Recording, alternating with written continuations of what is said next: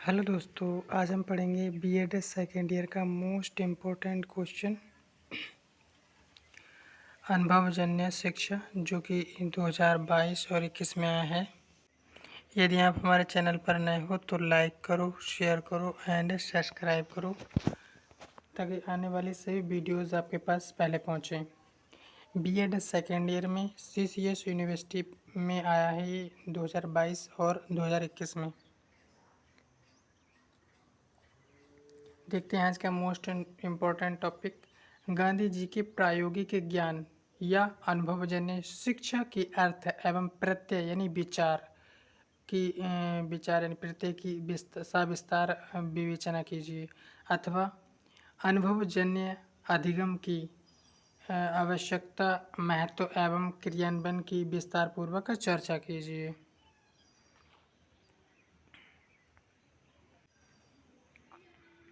अनुभवजन्य शिक्षा अर्थ एवं संकल्पना।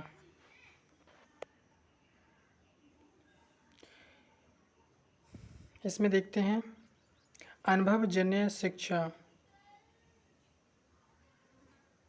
एक्सपीरियंशियल लर्निंग शिक्षा यानी वह शिक्षा है जो अनुभव पर आधारित है।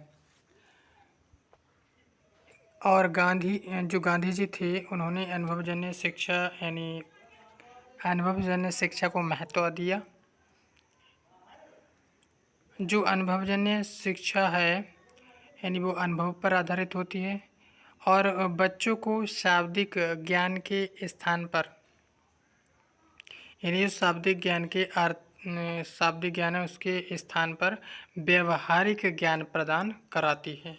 जो अनुभवजन्य शिक्षा होती है वो व्यवहारिक ज्ञान को प्रदान करती है। इस प्रक्रिया में यानी अनुभवजन्य प्रक्रिया में बालक के मस्तिष्क को हाथों के द्वारा, श्रम के द्वारा यानी जो काम करने के द्वारा प्रशिक्षित करके उसके हाथों, मस्तिष्क और हृदय का समायोजन किया जाता है। अनुभवजन्य शिक्षा महान दार्शनिकों पेस्टालोजी, ओवेन टॉलस्टॉय व जॉन डीवी के शिक्षा सिद्धांतों से मेल खाती है। यानी जो अनुभवजन्य शिक्षा है वो महान दार्शनिक लोग हैं, यानी जो दार्शनिक हैं पेस्टालोजी दार्शनिक ओवेन टॉलस्टॉय व जॉन डीवी के सिद्धांतों से मेल खाती है। यह प्रणाली जो अनुभवजन्य प्रणाली है यानी शिक्षा है जी, यह प्रणाली बच्चों में जिज्ञासा व चेष्टा पैदा करती है। औपनिवेशिक शिक्षा प्रणाली ने बच्चों को रटंतु बनाने का काम किया है। यानी जो औपनिवेशिक शिक्षा प्रणाली है उसमें बच्चों को रटंतु यानी जो रटने की प्रक्रिया द्वारा यानी इस पर आधारित मानी गई है। जबकि अनुभवजन्य शिक्षा प्रायोगिक शिक्षा है, यानी प्रयोग के द्वारा, अनुभव द्वारा सीखी जाती है। अगला हेडिंग है इसमें अनुभवजन्य शिक्षा यानी अनुभवजन्य अधिगम एक्सपीरियंशियल लर्निंग। अनुभवजन्य अधिगम अनुभवों द्वारा प्राप्त व्यवहारिक ज्ञान से संबंधित है। यानी जो व्यवहारिक ज्ञान होता है, व्यवहारिक ज्ञान इस पर आधारित है अनुभवजन्य शिक्षा। और अर्थात व्यक्ति को अपने जीवन में जितने अधिक तथा जितने व्यापक अनुभव होते हैं, यानी जितने अधिक और जितने व्यापक अनुभव होते हैं यानी हो जाते हैं, उसका अनुभवजन्य अधिगम का क्षेत्र उतना ही व्यापक होता चला जाता है। यानी जो अनुभवजन्य अधिगम है उसका क्षेत्र उतना ही व्यापक होता चला जाता है। इस प्रकार अनुभवों के आधार पर जो मानसिक योग्यता अर्जित की जाती है वह अनुभवजन्य अधिगम कहलाता है। यानी यानी इस प्रकार के अनुभव जो हैं, अनुभव के आधार पर जो मानसिक योग्यता यानी मस्तिष्क द्वारा योग्यता अर्जित की जाती है वह अनुभवजन्य अधिगम यानी अनुभव होता है वो प्रायोगिक होता है। अनुभवजन्य अधिगमों के आधार पर ही अनुभवजन्य बुद्धि का उदय होता है। जिस व्यक्ति में यह बुद्धि अधिक होती है वह परिस्थितियों के अनुसार उन्हें ठीक से समझकर तथा आकलन करके अपने लक्ष्य प्राप्ति की दिशा में आसानी से एवं तेजी से अग्रसर यानी हो जाता है। तथा वह यानी जो अनुभवजन्य शिक्षा है वो व्यवहारिक होती है, यानी व्यवहार द्वारा अर्जित की जाती है। और तथा तब तक प्रयासरत रहता है जो मनुष्य होता है, यानी तब तक प्रयासरत रहता है जब तक वह अपने लक्ष्य को प्राप्त नहीं कर लेता है। इस प्रकार की बुद्धि को सृजनात्मक बुद्धि यानी क्रिएटिव इंटेलिजेंस भी कहा जाता है। यह बुद्धि इस व्यक्ति में जितनी अधिक होगी उसका व्यवहारिक ज्ञान भी उतना ही अधिक होगा। इस प्रकार की बुद्धि में व्यक्ति में सूझबूझ से कार्य करने तथा नए नए विचारों को सृजन करने की क्षमता विद्यमान होती है। इस प्रकार की बुद्धि में व्यक्ति अपने अतीत के अनुभवों का उपयोग करके वर्तमान में उपस्थित समस्याओं का समुचित समाधान ढूंढने का प्रयास करता है, जिसकी अभिव्यक्ति सृजनात्मक निष्पादन में अधिक होती है। दूसरे शब्दों में हम कह सकते हैं कि जिन व्यक्तियों में इस प्रकार की बुद्धि होती है वे अपनी भिन्न भिन्न प्रकार की अनुभूतियों को इस प्रकार से संगठित कर लेते हैं ताकि उनका उपयोग मौलिक एवं अनूठे ढंग से नवीन खोजों एवं अनुसंधान कार्य में किया जा सके। यानी यह एक प्रकार से अधिगम हस्तांतरण ही है। इस प्रकार अनुभवजन्य अधिगम में कम से कम दो प्रकार के तत्व अवश्य निहित होते हैं: नवीन परिस्थितियों एवं समस्याओं की निपटने की क्षमता तथा दूसरे सूचना संसाधनों को स्वचालित करने की क्षमता। प्रसिद्ध वैज्ञानिक Newton, Einstein, Edison, Freud, Jones, Gutenberg आदि इसी बुद्धि के बल पर इतनी अधिक खोजें करने में जो खोज थी उन्हें खोज करने में सफल रहे थे। इस प्रकार हम कह सकते हैं कि अनुभव हमारे अधिगम के आधार स्तंभ होते हैं। हमारा अधिगम अनुभवजन्य ही होता है। कोल 1984 के अनुसार अधिगम एक चक्रीय क्रम में चलता है तथा हमारे विचार अनुभवों द्वारा निर्मित एवं संपोषित होते हैं। ये विचार ही एक नौसिखियों को विशेषज्ञ के रूप में परिवर्तित करते हैं तथा शिक्षक की व्यावसायिक कुशलता में वृद्धि करते हैं। यानी जो अनुभवजन्य शिक्षा होती है, यानी अधिगम एक चक्रीय क्रम में चलता है तथा हमारे विचार अनुभवों द्वारा निर्मित एवं संपोषित होते हैं। यही विचार होते हैं नौसिखियों को विशेषज्ञ के रूप में परिवर्तित यानी बदल देते हैं। शिक्षक की व्यावसायिक कुशलता में वृद्धि करते हैं। अनुभवजन्य शिक्षा जो होती है बहुत इम्पोर्टेंट है। और इसमें आगे दिया है इस अधिगम चक्र के 4 प्रकार की योग्यताएं एवं संदर्भ निहित रहते हैं। पहला पॉइंट है स्थूल अनुभव यानी स्थूल अनुभव। दूसरा पॉइंट है परिवर्तित निरीक्षण। तीसरा पॉइंट है सूक्ष्म धारणा और चौथा पॉइंट है सक्रिय प्रयोग।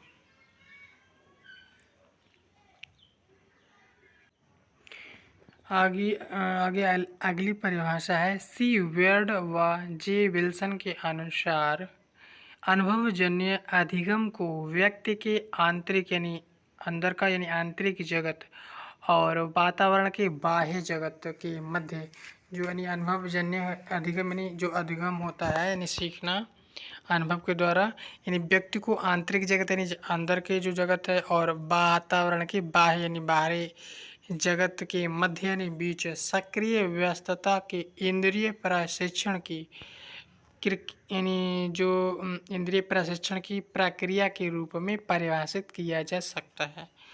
इसमें लिखा है जो अनुभवजन्य अधिगम। जो अधिगम जन्य अधिगम है, गांधीवादी दृष्टि में सीखना और ज्ञान प्राप्त करना।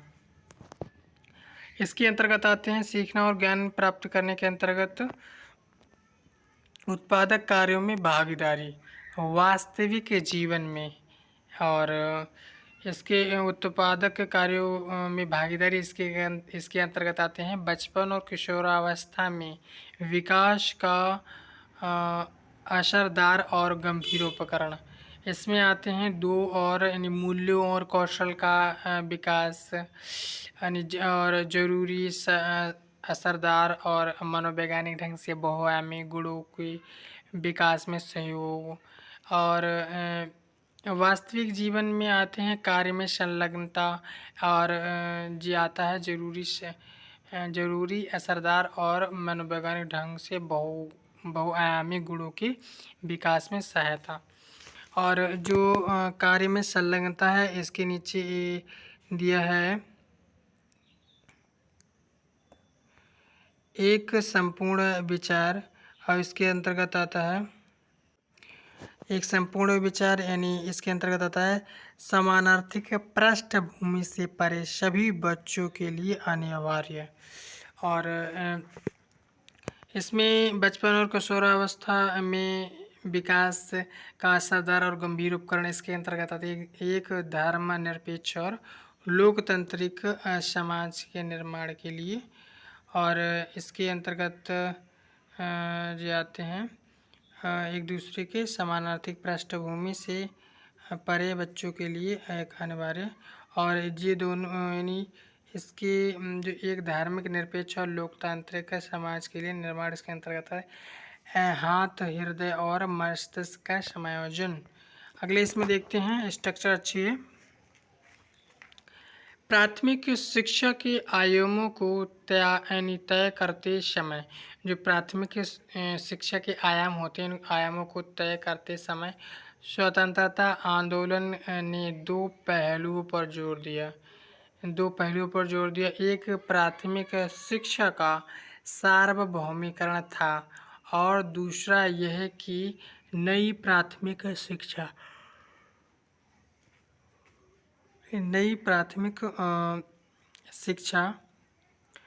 औपनिवेशिक काल के दौरान दी गई शिक्षा से गुणात्मक रूप से अलग हो। और वर्ष 1906 में भारतीय राष्ट्रीय कांग्रेस ने एक नई शिक्षा प्रणाली बनाई। भारतीय राष्ट्रीय कांग्रेस ने एक नई शिक्षा प्रणाली बनाई जो वैज्ञानिक और तकनीकी थी, जो देश की आवश्यकताओं के अनुरूप थी। और इस प्रणाली की मांग अक्टूबर 1937 में वार्धा में आयोजित राष्ट्रीय शिक्षा सम्मेलन में गांधी जी ने शिक्षा की एक राष्ट्रीय प्रणाली को आकार दिया, जो मूल शिक्षा, बुनियादी शिक्षा या बेसिक शिक्षा या नई तालीम के नाम से जानी जाती है। यानी अक्टूबर 1937 में वार्धा में आयोजित राष्ट्रीय सम्मेलन से जानी जाती। यानी जो सम्मेलन में गांधी जी जो सम्मेलन था वार्धा में आयोजित राष्ट्रीय सम्मेलन शिक्षा का, इसी में ये सब मूल शिक्षा, बुनियादी शिक्षा, बेसिक शिक्षा या नई तालीम के नाम से जानी जाती है। यानी राष्ट्रीय आकार प्रणाली का आकार दिया गया। यह प्रणाली यानी जो बेसिक अनुभवजन्य शिक्षा है, यानी यह प्रणाली अनुभव पर, प्रयोग पर आधारित थी, अतः इसे अनुभवजन्य शिक्षा कहा गया। इस शैक्षिक प्रस्ताव का लक्ष्य बिल्कुल साफ था। इन स्कूलों को उत्पादन कौशल से जुड़े कामों में शिक्षा देना और उसी उत्पादन कामों से अर्जित आय से स्कूल की ज़रूरतों को पूरा करना इस प्रस्ताव की मुख्य विशेषताएं थीं। और आगे है, आप एक गड़िया लोहार को देखें, यानी जो गड़िया लोहार है उसको देखें, आप उसके पास लोहे की एक छड़ लेकर जाएं और उससे कहें कि भाई इसकी एक कैंची बना दें। वह उससे कैंची बनाकर आपको दे देगा, लेकिन तुरंत ही आप उससे कहीं यानी उससे कहें कि यानी उससे कहें कि भाई इसकी एक कैंची जो कैंची तो उसने फिलहाल बनाई देगा, लेकिन यानी कहाँ इसमें यहाँ पे फिर इसमें आगे दिया है वह उससे कैंची बनाकर आपको दे देगा, लेकिन तुरंत ही आप उससे कहें कि बंधु मुझे कैंची नहीं बल्कि एक चाकू बनवाना था। वह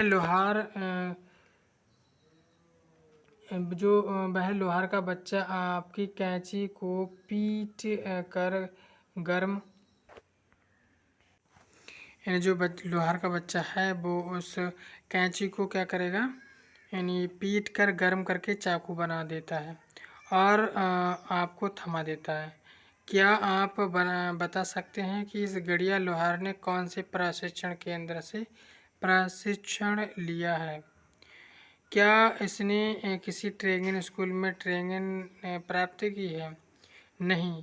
तो फिर उसने इस ज्ञान की प्राप्ति कैसे की? इस प्रकार का उत्तर अनुभवजन्य शिक्षा का है। उस बालक ने अपनी यानी जो अपने माता पिता अपने परिवार के अन्य सदस्यों के साथ उनके अनुभव का लाभ उठाया और लोहे की छड़ से अलग अलग वस्तुएं बनाने का ज्ञान प्राप्त किया। अनुभवजन्य शिक्षा एवं एक्सपीरियंशियल लर्निंग। आगे इसमें दिया है अनुभवजन्य शिक्षा बालकों में निम्न क्षमताओं का विकास करती है। इसमें पहला पॉइंट है संज्ञानात्मक क्षमताएं, कार्य के लिए योजना बनाना, गतिविधियों के बीच संगठित और व्यवस्थित रहना और उपयुक्त उपकरणों व सामग्री का उपयोग करना, कार्य कुशलता और उपलब्धि प्रदर्शित करना, गतिविधियों को प्राथमिकता के आधार पर क्रमबद्ध करना, नए उत्पादों अथवा नई खोज या संरचना कार्यों के लिए नियोजन बनाना। सामाजिक क्षमताएं परस्पर समन्वय और सहयोग, ध्यानपूर्वक सुनना, निर्देश का पालन करना, बारी बारी से काम करना, विभिन्न दृष्टिकोणों के लिए खुला रहना, अपने सहकर्मियों का सम्मान करना। भावात्मक क्षमताएं धैर्य, सकारात्मक सोच व प्रवृत्ति, आत्मानुशासन, कठिन परिस्थितियों में जूझते रहने की क्षमता, शारीरिक श्रम और परिश्रमी को महत्व देना, प्रकृति को महत्व देना, दृढ़ाग्रही और जिज्ञासु होना, दूसरों के वैश्विक विचारों का सम्मान करना, काम में स्वच्छता, उपकरणों का संरक्षण, विविधता को महत्व देना। अनुभवजन्य शिक्षा की व्यूहरचनाएं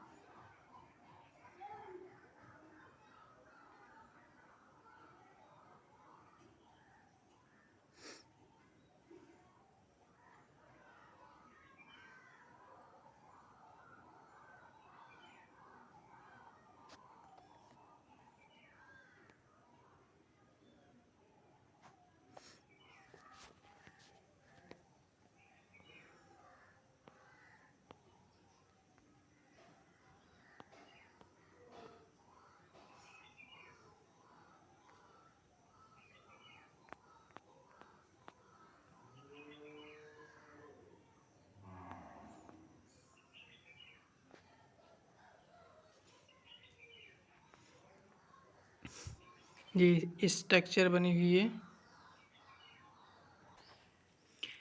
इसमें भूमिका निर्वहन, अतिथि, वक्ता, पोर्टफोलियो, क्षेत्रीय यात्राएं, सहपाठी अनुवर्ग, अनुभवजन्य अधिगम की बहुरचनाएं, वीडियो प्रोजेक्ट्स, फिल्म एवं डॉक्यूमेंट्री, खेल और पहेलियाँ, कला आधारित क्रियाएं, छात्रों द्वारा सामूहिक अधिगम। अनुभवजन्य शिक्षा को पाठ्यक्रम का हिस्सा बनाने के लिए दिशा निर्देश। पहला पॉइंट है हस्तशिल्प से संबंधित उत्पादन कार्यों को प्रौद्योगिकी यानी जो प्रौद्योगिकी चालित होना जरूरी नहीं है, और बल्कि एक कार्य सामाजिक आर्थिक संबंधों में भाग हो। और इसमें आगे लिखा है जिसमें बच्चा या दोस्त यानी जिसमें बच्चा या तो शामिल होता है या जिसकी साक्षी है। दूसरा पॉइंट है बच्चों के उचित कार्य का चयन उसकी उम्र पर करेगा। तीसरा पॉइंट है कार्यों का चयन उपलब्ध भौतिक संसाधनों पर भी निर्भर करेगा। चयन का यानी कार्यों का चयन इस बात पर निर्भर नहीं करता कि वे पाठ्यक्रम संबंधी विषयों से जुड़े हैं या नहीं। शिक्षक भी उत्पादन प्रक्रिया में भाग लेते हैं। आवश्यकता अनुसार शिक्षक स्थानीय समुदाय से किसी विशेषज्ञ को विशिष्ट कौशल को सिखाने के लिए बुला सकते हैं। अब अगला पॉइंट इसमें है शिक्षक उन क्षमताओं से परिचित हो जिन्हें वह कार्य आधारित कक्षा में बच्चों में उत्पन्न करना चाहते हैं।